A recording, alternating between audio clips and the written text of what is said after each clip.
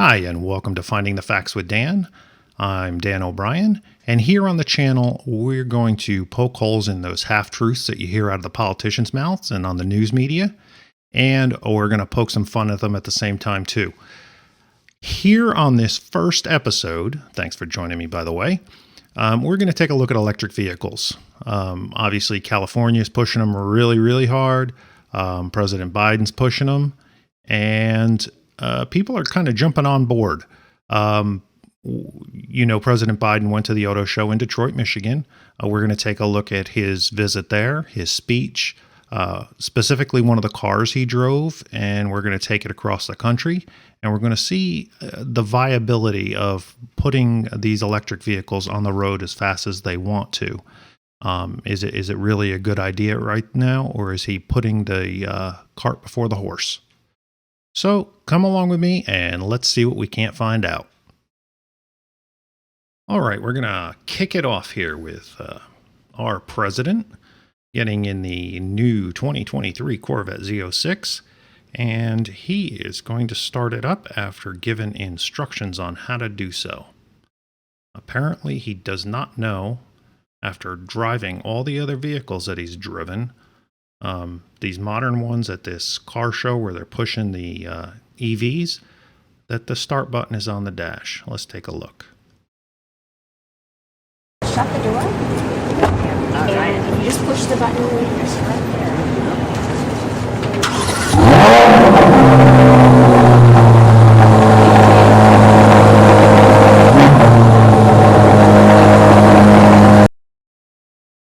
Look at that look. Ain't he cute? Anyway, how many of you, I want to know in the comments down below, let me know how many of you think this dope thinks he's driving an electric vehicle, that he just started up an electric vehicle. Man, is that a sweet sounding electric engine. I'll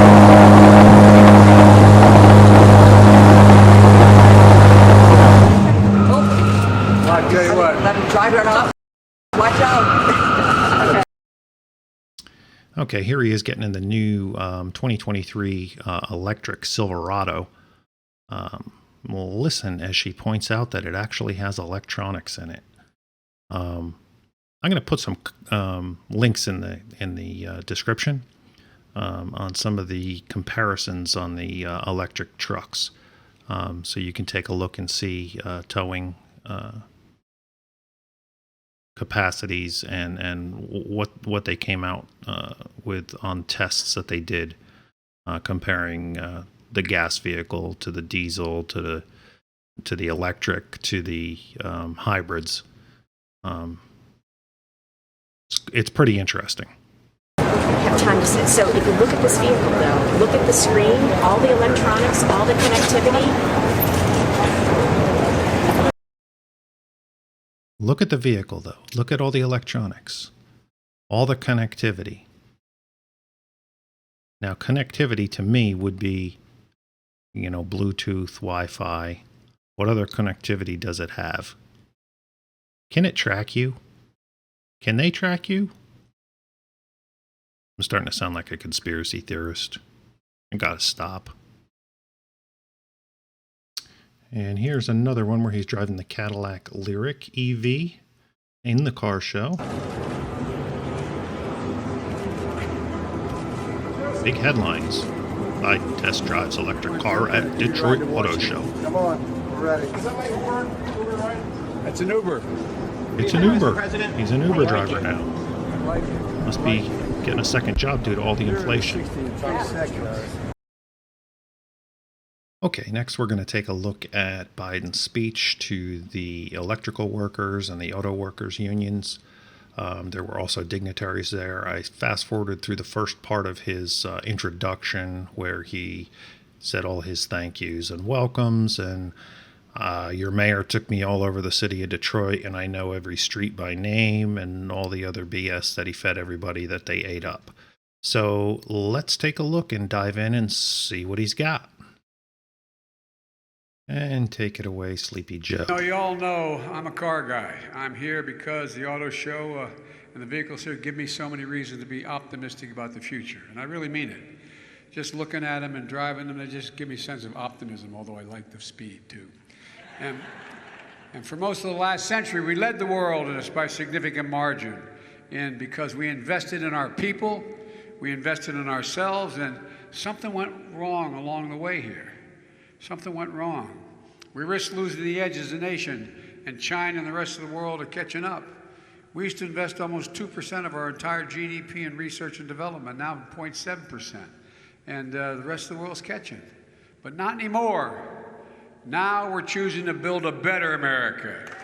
An America that's confronting the climate crisis with America's workers leading the way. And we're rebuilding an economy, a clean energy economy, and we're doing it from the What is a clean energy economy? Let me know in the comments below, because I don't know, the economy to me is the economy, and I don't know if you can base an entire economy on clean energy.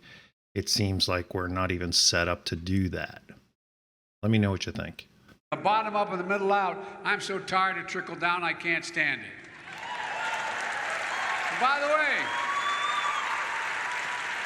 remember, when the middle class grows, everybody does well. The poor have a way up, and the wealthy do very well. And by the way, don't forget, middle class built America, and unions built the middle class. That's a fact. And nowhere is that more evident than right here in Michigan, where you're building the future of the electric vehicle. We're bringing back U.S. manufacturing jobs, 680,000 jobs just since I took office. Good paying jobs, union jobs, middle class. Hold on there a second there, Mr. President. Let's take a look at that. Okay, let's stop here for just a minute. I want to correct the president. I don't believe that 680,000 job number is correct for manufacturing jobs that he just came up with. I pulled the stats from the U.S. Bureau of Labor Statistics, and I want to compare apples to apples. And I know he preaches, you know, all the MAGA Republicans are horrible, and Donald Trump didn't do anything good. And I pulled the stats from 2019 to 2022 because a lot of this has to do with COVID, I believe. And I did the 1 month net change for manufacturing jobs. And you'll see the huge drop off here at the beginning of 2020. These numbers here are from the same date range. I pulled the Excel file so I could play with it a little bit there. And you'll see that July and August are preliminary numbers, so they're not set in stone yet. Let's take a look at the Excel spreadsheet that I got from the Bureau of Labor Statistics. Okay, so you'll see 2019, there was a net positive change of 2,000 jobs. There were quite a few negative months when COVID hit, and surprisingly, November was a 48,000 positive. It really tanked the beginning of 2020 when we were getting hit pretty hard. We're looking at probably a negative 1.4 million manufacturing jobs. Once again, everybody was working from home, and a lot of people were taking advantage of all the go ahead and stay home and we'll pay you not to work and the other baloney. So that resulted in a net loss of 605,000 manufacturing jobs that year. And then, of course, Biden took office in 2021, and there we go. So, realistically, though, we see a net loss of 605,000.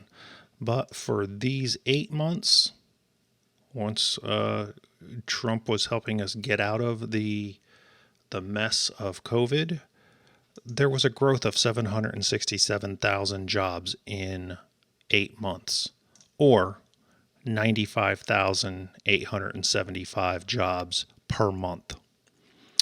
In the entire 18 months that Biden's been in office, we had a growth of 662,000 jobs, Okay, not the 680 that he was saying. Now that's only a hair short of the 680. And that's still only 36,000 jobs per month. So 18 months, 8 months. What are you bragging about there, Joe? But let's take away the preliminary numbers and we fall quite a bit shorter, 604 or 33.5 a month.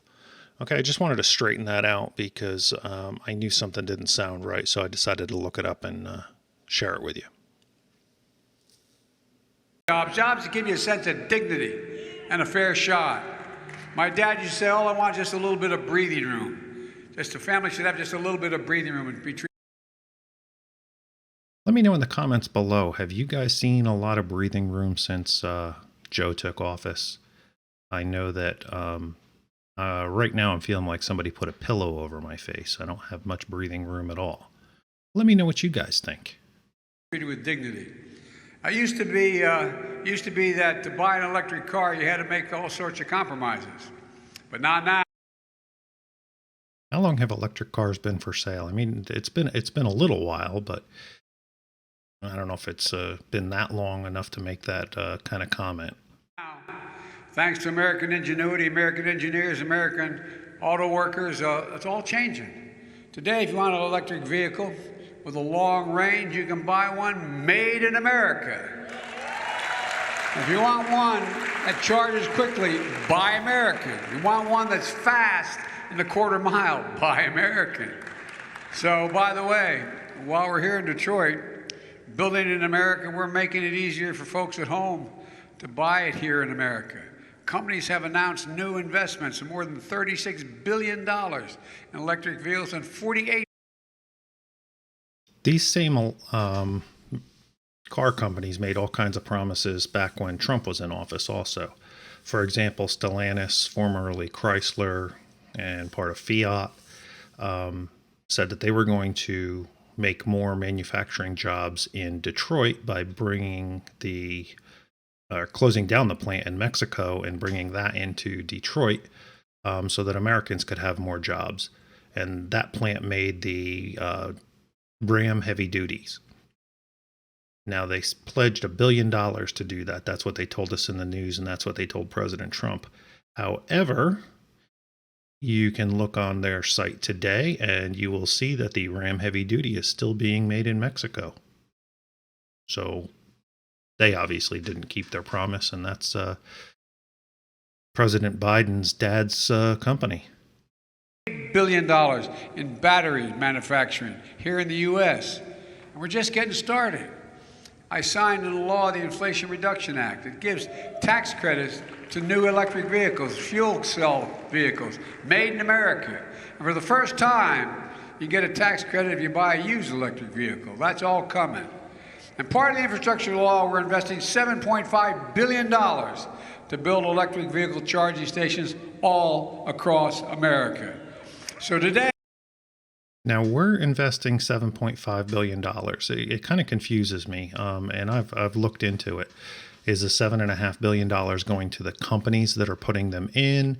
Is it going towards infrastructure that the government owns to get to the charging stations from the power plants?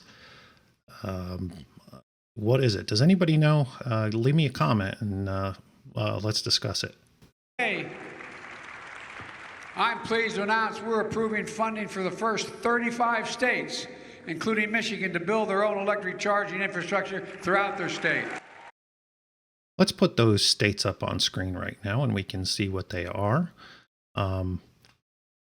As you can see, there are only 33 states. The president is not aware that Washington, D.C. is a district. It's not a state. And Puerto Rico is a Commonwealth, has Commonwealth status. They are not a state either. So not sure what he's talking about. And y'all are going to be part of a network of 500,000 charging stations.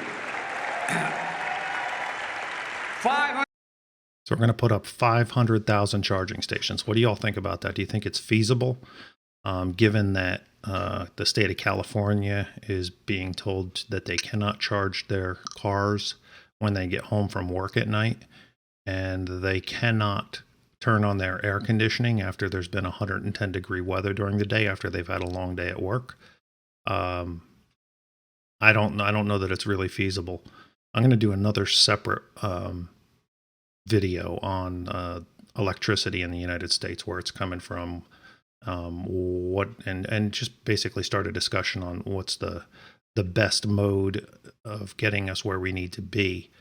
Looking at, California's got a ton of solar and wind, and they have absolutely no nuclear. So I don't know. I don't know what the correct answer is, but there's going to be an upcoming episode about that. 100,000 throughout the country installed by the IBEW.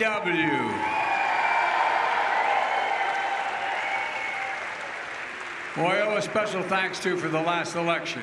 Look, folks, the Great American Road Trip is going to be fully electrified. Whether you're driving coast to coast along I-10 or on I-75 here in Michigan. Charging stations will be up and easy to find as gas stations are now.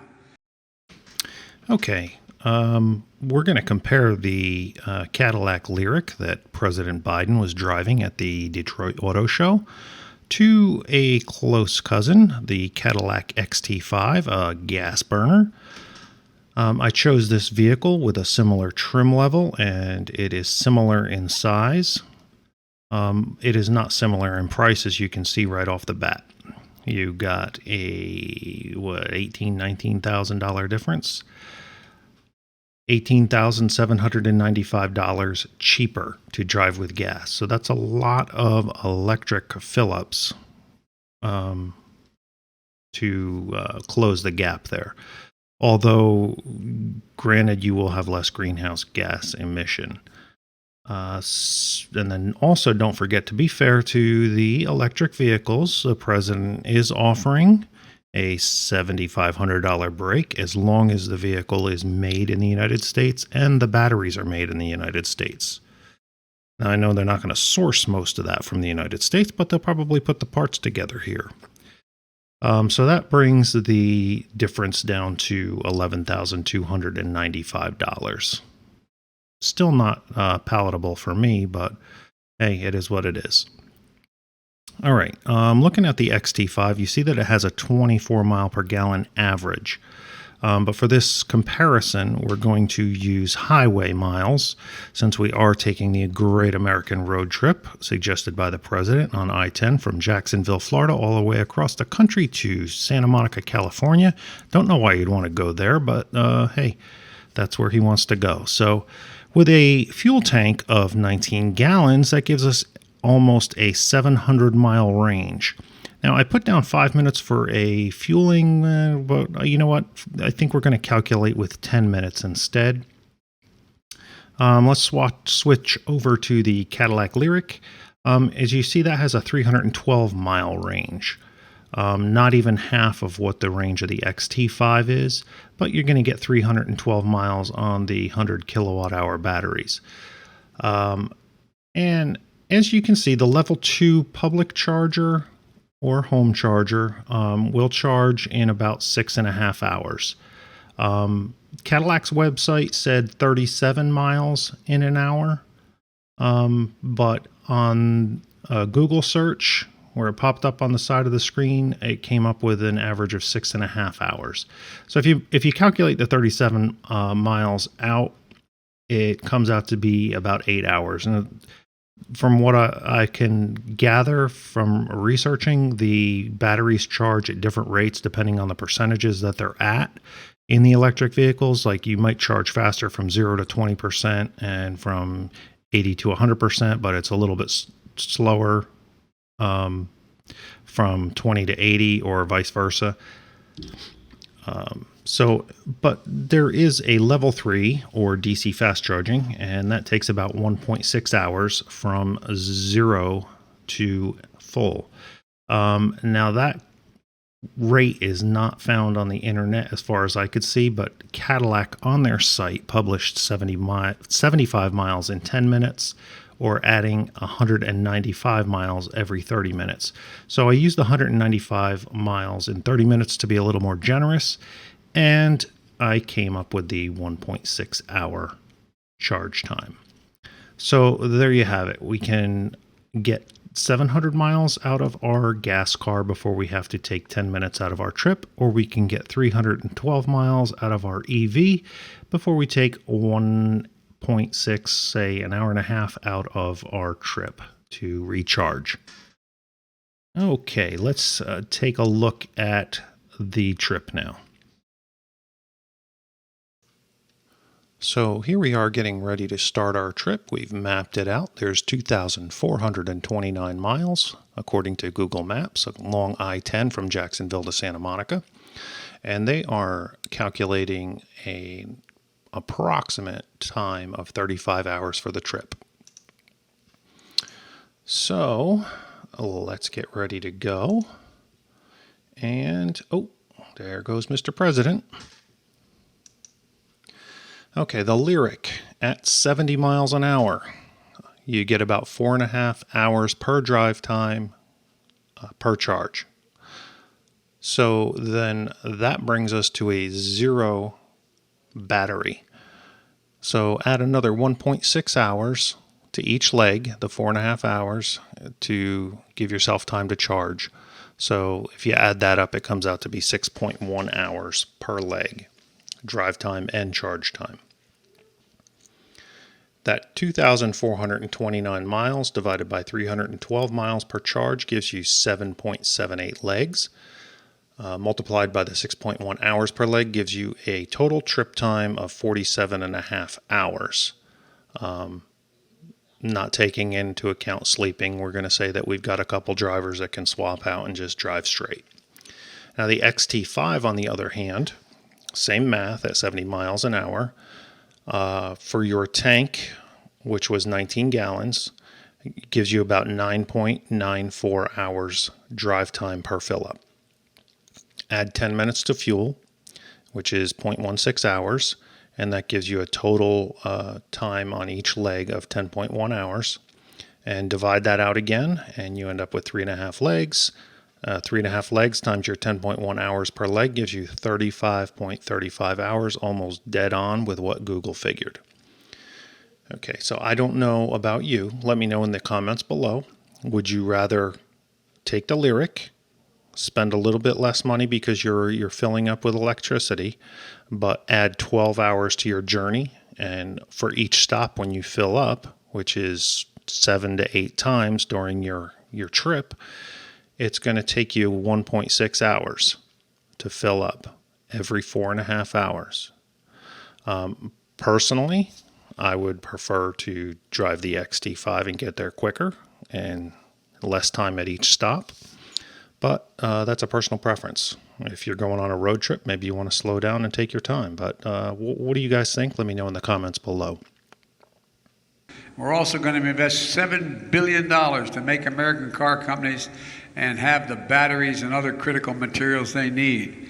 The auto companies like Ford, GM, Stellantis, I still am inclined to say that other word, Chrysler. My dad worked for them for a while. Are all our partners here. They made commitments. We're investing billions of dollars in themselves to go electric. And we're lucky to have the most skilled auto workers in the world, and that's not hyperbole. The single most skilled auto workers in America are right here today, UAW. I'm not joking. You know what I tell people? What I tell business, and I'm not joking, whether I'm speaking to the Chamber of Commerce or the Business Roundtable or any of the major organizations, why am I so pro-union? They don't give you the credit. The American people don't understand. For you to go through the apprentice program and other trades, you got 4 or 5 years, like going to college. You're getting paid a little bit, not a lot, but you're working like hell before you get certified.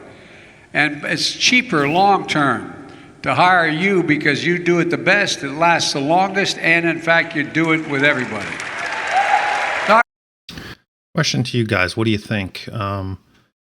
He's pushing the unions, and I'm pro-union. there's several states like mine, Florida, that's not a real strong union state. I think that a lot of people don't realize the importance of unions in our country, and that they really have helped to build the country.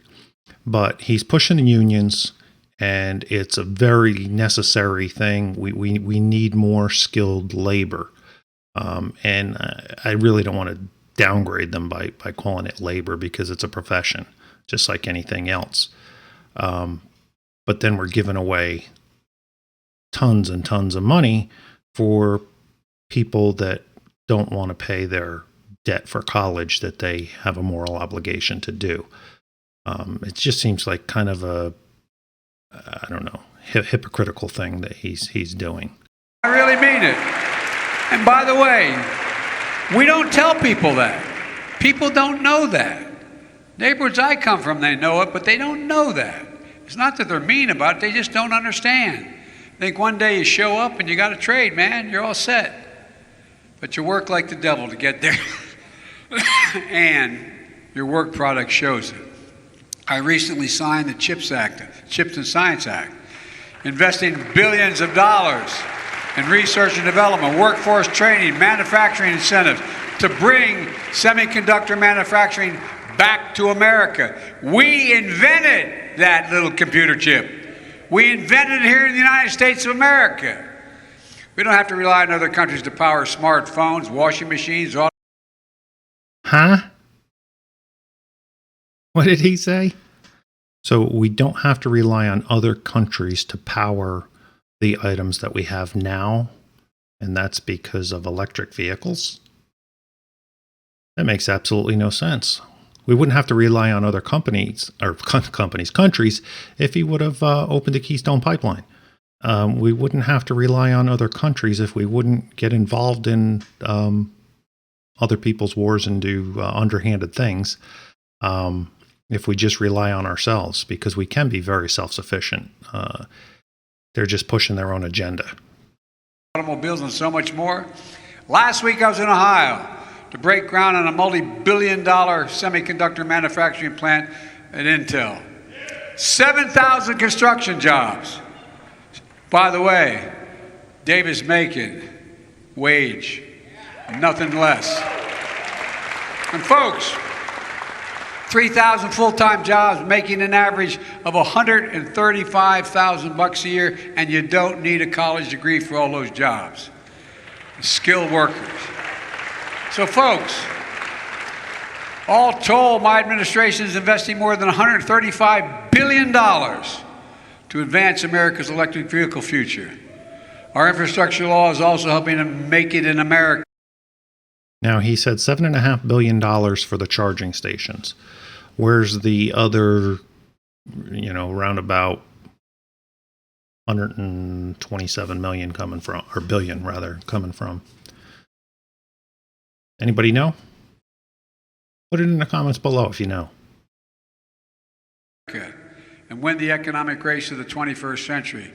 Once in a generation investment on our nation's roads, bridges, railroads, ports, airports, lead-free water systems, high-speed internet. It's the biggest investment in American infrastructure since President Eisenhower's interstate highway system. It's a little bit like what your governor does. Building all those potholes and building all those roads. No, you came through, you said you're going to do it, and you guys did it. And folks, look, we've awarded $25 million to upgrade 2 miles of Michigan Avenue connecting downtown and Corktown, Detroit. Anybody know what he means by we? Are those of us in other states paying for 2.5 miles of road to be fixed in Michigan? I'm just curious. I didn't bother to research that. That's just, it's on a side note. But if you know, let me know. Well, that's because of the leadership of the mayor and the governor. You all know the neighborhood where the Tigers used to play? On the corner at Michigan and Trumbull? Well, I tell you what, this funding is going to help restore Michigan Avenue and the former glory and make improvements in the future as well. And folks, with the governor's leadership, we're spending $1 billion, $1 billion to clean up and restore areas. Once again, who's paying for $1 billion to clean up lakes in Michigan? Is that Michigan? Is that the federal government, so we're all paying for it? Don't know. Is around the lakes, including the Detroit River, Kalamazoo River, Rogue River, as well as Torch Lake. And that goes to your folks sitting here, right here in front of me. And they're big deals. That's going to make a significant impact on the economy of this state, and by the way, the entire Great Lakes system.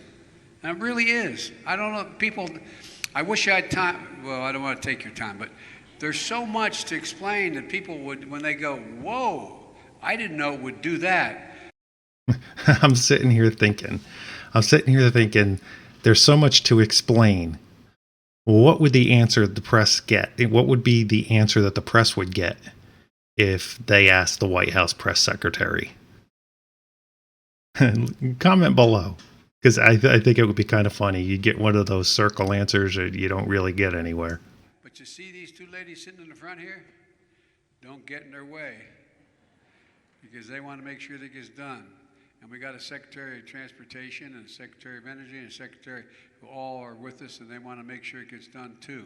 Folks, look, when you see these big projects in your hometowns, cranes going up, shovels in the ground, workers with hard hats on, I want you to feel the way I feel, and I really mean it. Pride in what we can do when we do it together. There's nothing we can't do working with so.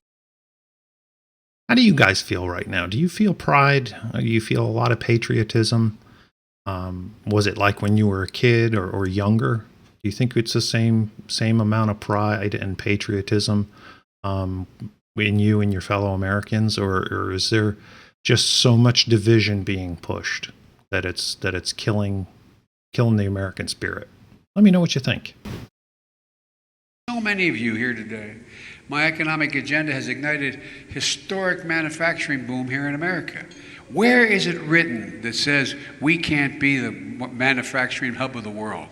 Where's that written? Well, we are now. We're way far away. What happened? Where does it say the most advanced nation of the world can't, and by the way, I won't go into that. But no, I know many of you watching at home are like the folks I grew up with in Scranton and Claymont, Delaware. You feel left out, left behind in an economy and industry that's rapidly changing. You wonder, where's my place going to be in that economy? I understand. I really do. One of the reasons why my dad moved from Scranton, when coal died, everything died. Had to find new ways to learn new skills, new work. Well, but hear me. We're going to leave nobody behind. We're going to be working with companies, community colleges, technical schools, union-led apprenticeship training programs to make sure American workers are prepared to compete and outcompete anybody in the world. And I'm not joking. I am not joking. Let's see what actually happens. Is he going to? Are we going to have federal grants or federal scholarships to send people through for these manufacturing jobs? Or are we going to continue to pay off people that went to law school and are now working in a 7-Eleven because they can't find a job? Just curious. What do you think? Earlier this month, I announced a $52 million grant for the American Rescue Plan. That's a partnership right here in Detroit, including the big three, United Auto Workers, to train workers and upgrade factories for electric vehicle revolution. For example, just like they used to be building carburetors, you aren't going to be doing that much anymore with electric vehicles. Let me know what you think, you car people, because he's a car guy. This guy right here, he's a car guy. But I don't know the last vehicle with a carburetor that I've seen that doesn't have an antique plate on it. As far as I know, they're all fuel injected. But you're not going to have to make too many carburetors anymore, right, Mr. Biden? But we're going to have to build an awful lot of vehicle batteries. And the first people to get those jobs, the first people to train for those jobs, the people that are going to be able to do those jobs, anybody displaced. You know, I work with longshoremen back in my state and around the country.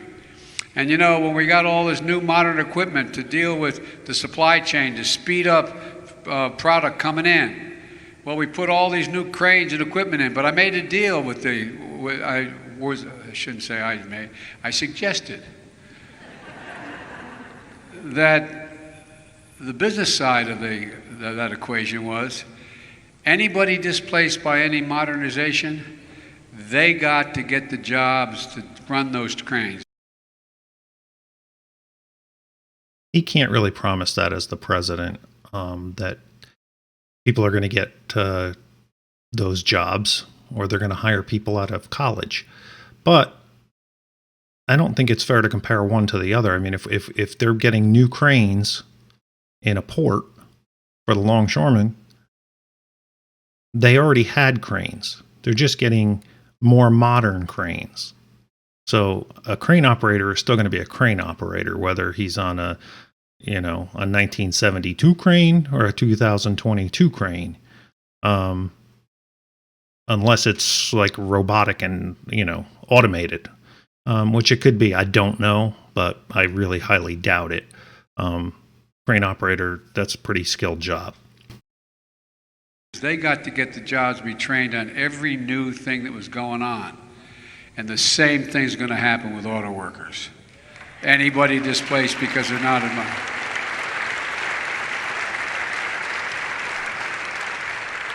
I ran for office to build a better America, not just to get us back to how things were before the pandemic. So we launched a once-in-a-generation effort to invest in America. We're working to deliver an economy that finally works for working families. We started with the American Rescue Plan. It's taken us from economic crisis to economic resurgence. Jobs are up, incomes are up, people are back to work. And this is... Jobs are up, incomes are up. How many people got a big raise? And has it been sufficient to surpass the inflation that's reduced because of the Inflation Reduction Act?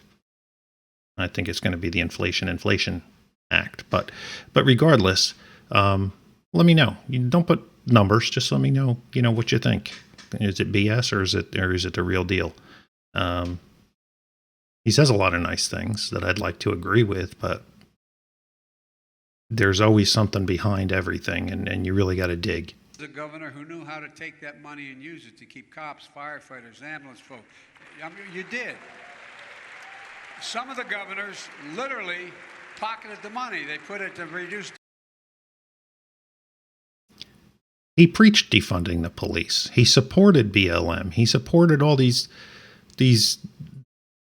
leftists that wanted to get rid of the police and first responders and let them paint all over the streets and destroy their cities.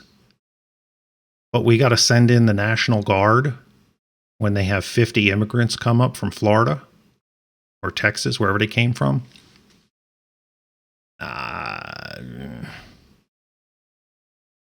Can't say They wanted to reduce taxes with it. But you used it to keep people employed, keep schools open, keep it all running. You're a great governor. You're a great governor. Not like Ron DeSantis. And by the way, American manufacturing is roaring back. Just since I've been in office, we've already created 10 million new jobs. We've already seen that's not true. More jobs in that time period than any time in American history. Unemployment rate is 3.7%, near a 50% low, a 50-year low. But there's more we can do. But the American people should have confidence that we are on the right track. That may be true. I don't know. I looked up a lot of stuff about electric vehicles. I didn't look up unemployment rates. And even if unemployment is down, are the employed being paid enough to offset the inflation? I mean, why do we have a plan in Florida to get the minimum wage up to $15 an hour, but the national minimum wage is $7.25 an hour and allows many other states to do that? Now, I guess I'm for the state running the state. Let the feds keep their hands out of local politics, because what's good for Florida isn't necessarily good for New York, and isn't necessarily good for California. And California's a whole another thing, but you get what I'm saying. We're doing all this while cutting the deficit at the same time. Used to always hear from my friends on the other team, yeah, they spend a lot of money and maybe some of it was what? I was just watching some Senate stuff the other day where Senator Kennedy was talking about raising the debt ceiling. He's a Republican from Louisiana, and he was talking to the I can't remember her name, but at any rate, both sides are for raising the debt ceiling, which is going to raise our debt once again. And he's talking about how great it is that we lowered the national debt, but I don't know. Oh, but they're just increasing the deficit. Guess what? First year in office, we reduced the deficit by $350 billion. Okay. First year in office, $350 billion, right? First year in office, $350 billion. And guess what? This year, we're on track at the end of the fiscal year to reduce the deficit by over $1 trillion. So 2021 was $350 billion. 2022 was again. First year in office, we reduced the deficit by $350 billion. And guess what? This year, we're on track at the end of the fiscal year to reduce the deficit by over $1 trillion. $1 trillion? And we'll cut it by another hundreds of billions of dollars more over the next decade. All right, hundreds of billions of dollars over the next decade. Why only hundreds of billions of dollars over the next decade if we can cut $1 trillion in 1 year? Somehow it doesn't add up. We can't. We either can sustain the amount that we're dropping the deficit and paying it back, but either he's lying about the 1 trillion this year, or he pocketed some. I don't know. It just the math doesn't add up. If you can only do a couple $100 billion in a decade, but you can do $1 trillion in 1 year, I can't keep going over it because I'm just wasting time. Let's go on. Because of the Inflation Reduction Act. Because Medicare is going to be able to negotiate lower drug prices, meaning taxpayers pay out less money. I'm sure everybody knows about this. There's only 10 drugs that are being reduced. And the drug companies have already said that it's not going to hurt them. So they're already planning to jack the prices so that the reduction doesn't, they don't even feel it. Look, these investments are also tools to fight against climate change. Building cars with zero tailpipe pollution, running on a cleaner grid, making an He's investing money to, put a lot of electric cars on the road and put a lot of charging stations on the road. But what we really don't know is what the real carbon footprint is of the entire process. I saw a neat video by Doc Rich. I'm going to put a link to it below. He watched a video and reviewed it on the making of a pencil, what actually goes into making, the wood, the graphite, the little end and the rubber end, and you got to look at all the pieces. Really interesting video, a real old video, but it really makes you think, and really makes you think, is this feasible? Right now, you can't jump in and do this within a few years. You got to slowly implement it because the technology is just not there. I'm going to put a couple links to some other videos in the comments, specifically on trucks, because I'm more of a truck guy. some tow comparisons between electric pickups and hybrids and the gas powereds. The electrics aren't even making it 100 miles. So, I mean, it really doesn't make any sense. And think about it. You've all seen the charging stations.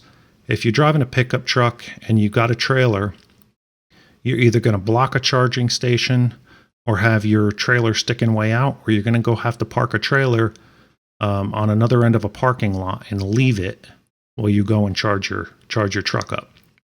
So a whole lot of thought hasn't gone into this thing, and the batteries aren't where they need to be for any heavier duty private use or any real commercial use. Inventing the technologies that are going to power the future. Let me close with this. When President Obama and I took office back in 2009, the auto industry was on its back. We were told, as you remember, and this was one career, and by the way, as I said, all kidding aside, my state used to have the highest percentage of auto workers of any state in the nation. They're all gone now. It's all gone now. But used to have the highest percentage. And guess what? We were told when the automobile industry... The man's been in politics for his state since he was, I believe, 27. And everything failed and everything was gone with the auto industry. And now he's saying he's going to save the auto industry.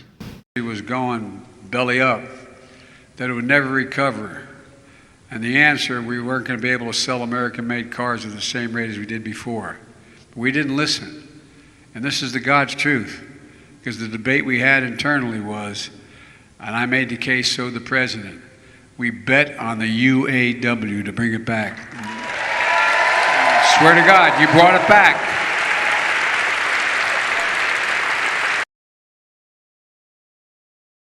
The auto manufacturers brought it back. The UAW didn't. The UAW didn't have anything to do with where the cars were manufactured.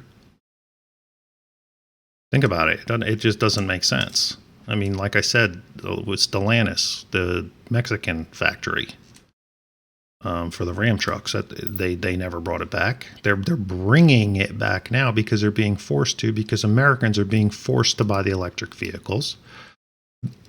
These people are all giving these politicians money, and we're being told what we can drive and where we can drive. What are these electric vehicles going to do besides? I mean, even if they had 1,000-mile range, are they going to be able to track where we go?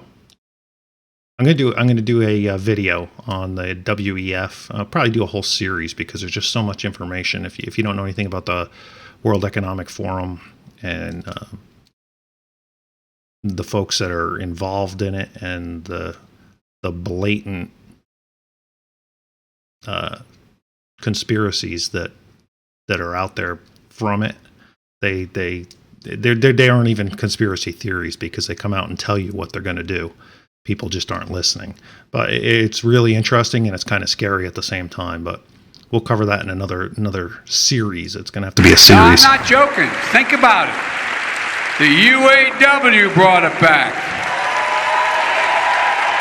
That's who we bet on. We're betting on you again. You got a lot of help from American engineers, from American innovation. We extended a lifeline, and we stepped up, and we saved more than 1 million jobs. Because of that work, the U.S. auto manufacturers are in a position today to drive full speed ahead. I believe we can own the future of the automobile market. I believe we can own the future of manufacturing. American manufacturing is back. Detroit is back. America's back. And folks, we're proving it's never, ever, ever a good bet to bet against the American people. Never, never, never. That I'll agree with. So educate yourself. This is the first video in the series, and thanks for joining me. But educate yourself, and let's not bet against the American people. Let's vote in the direction that we need to go. Not where the woke folks tell us we need to be. we're we're way far away from where we need to be, but we got to vote the right way to get there, and we got to let them know what we want. Let your voice be heard. Just got to remember who we are. We are the United States of America. Right. We're not going to be run by corporations. We're not going to be run by politicians. We're going to vote for who we want in office to help us. But we need to help ourselves too. We can't be so reliant on the government to do everything for us. We need to step back a few years and be a little bit more self-reliant. We are the United States of America. And there's literally, I mean this sincerely, there's not a damn thing we can't do. Nothing, nothing, nothing. Unless the government prevents us from doing it. If we do it together. God bless you all and may God protect our troops. Thank you. Thank you. Because God knows that President Biden didn't protect our troops. Thank you. Watch him walk off to the right once again with his hands out. Does he know where he's going? Oh. Yeah, he's supposed to go to my left. And with that, we'll close the speech out. All right, there you have it. Let me know in the comments what you think. I wanted to share a lot more EV stuff with you, but with Biden's speech, it just would have been tremendously long. Thanks for coming along. Don't forget to hit the like button, subscribe, and hit that bell so you can get notified when the next one comes out. Let me know what you're interested in, what we can explore together, and we'll see you on the next one. Thanks again.